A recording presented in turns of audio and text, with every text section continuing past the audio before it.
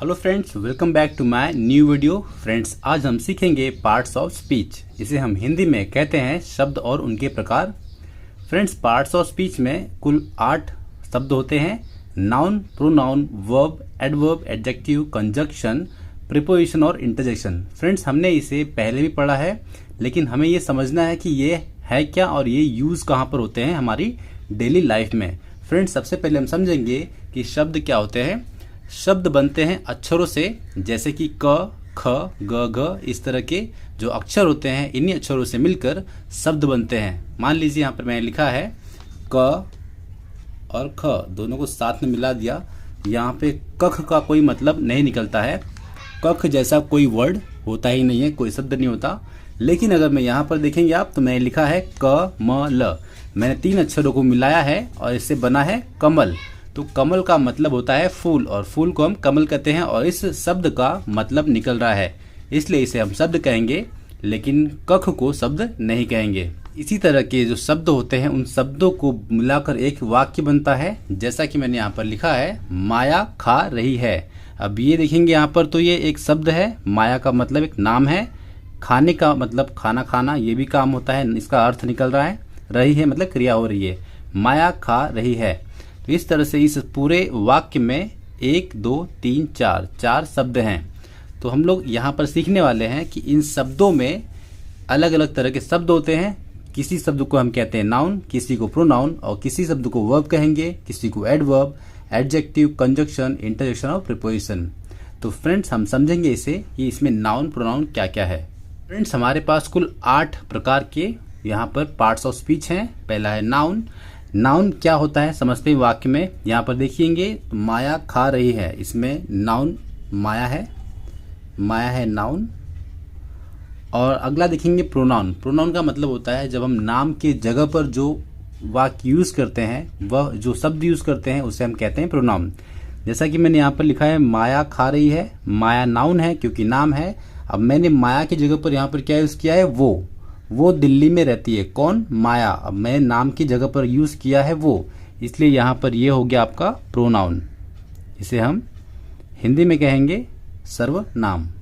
Friends, अगला है verb. Verb का मतलब यहाँ पर देखेंगे माया खा रही है। यहाँ पर माया कौन सा काम कर रही है? खाने का काम कर रही है। ये खाने की जो ये है, यही है क्रिया, इसे हम कहते हैं वर्ब, और हिंदी में कहेंगे क्रिया।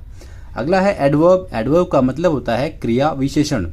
यहाँ पर आप देखेंगे अगला सेंटेंस, माया धीरे धीरे खा रही है। अब माया जो काम कर रही है, उस काम करने की विशेषता, यहाँ पर देखेंगे आप एडवर्ब, वर्ब की विशेषता क्या है? तो खाने की विशेषता ये है कि खाना धीरे धीरे माया खा रही है। तो इसलिए ये जो धीरे धीरे है, ये है आपका एडवर्ब। इसे हम हिंदी में कहते हैं क्रिया विशेषण। अगला है एडजेक्टिव। एडजेक्टिव मतलब होता है नाउन। यहाँ पर संज्ञा जो है, नाउन की विशेषता जब हम बताते हैं, उसे हम कहते हैं एडजेक्टिव।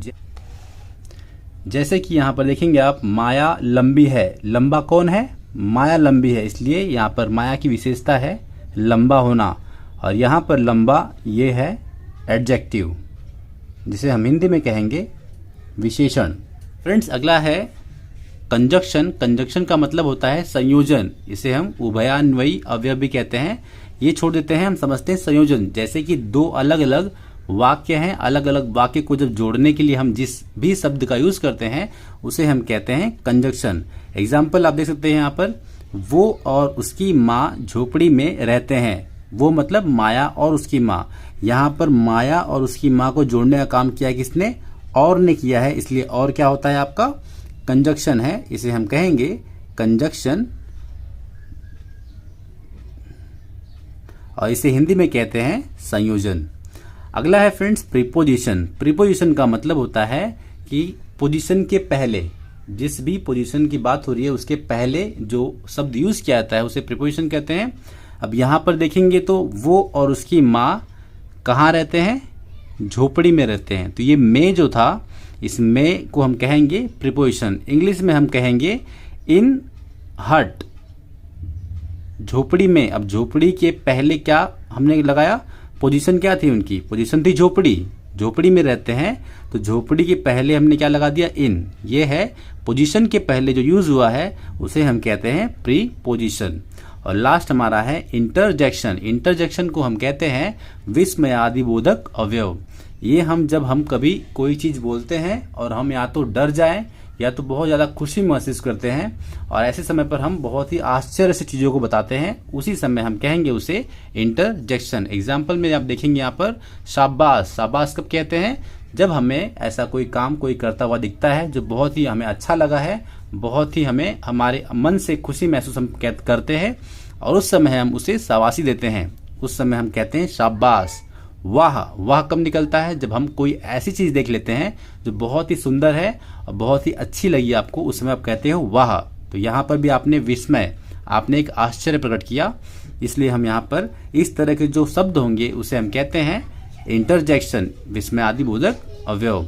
अब मान लीजिए कि कोई किसी की डेथ हो चुकी है और उस समय आपको बहुत दुख महसूस हुआ, बोलोगे ओ माय गॉड ऐसा कैसे हो गया, तो यहाँ पर भी आपने विस्मय ही प्रकट किया, आपने आश्चर्य प्रकट किया, इसलिए यहाँ पर होगा इंटरजेक्शन। तो फ्रेंड्स ये था हमारा 8 parts of speech, noun, pronoun, verb, adverb, adjective, conjunction, preposition और इंटरजेक्शन।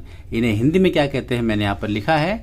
नाउन को कहते हैं संज्ञा, प्रोनाउन को सर्वनाम, वर्ब को कहते हैं क्रिया, एडवर्ब है क्रिया विशेषण, एडजेक्टिव विशेषण, कंजक्शन उभयान्वयी अवयव या फिर इसे आप संयोजन भी कह सकते हो। अगला है प्रीपोजिशन, इसे हम कहते हैं पूर्वसर्ग और अगला है इंटरजेक्शन, इसे हम विस्मयादिबोधक अवयव भी कहते हैं। आई होप फ्रेंड्स आपको पार्ट्स ऑफ स्पीच समझ में आ गई होगी। इसे हम डिटेल में पढ़ेंगे अगले वीडियो में। तब तक के लिए thank you very much friends. अगर वीडियो आपको पसंद आई हो तो इसे लाइक शेयर सब्सक्राइब जरूर करें। Thank you very much.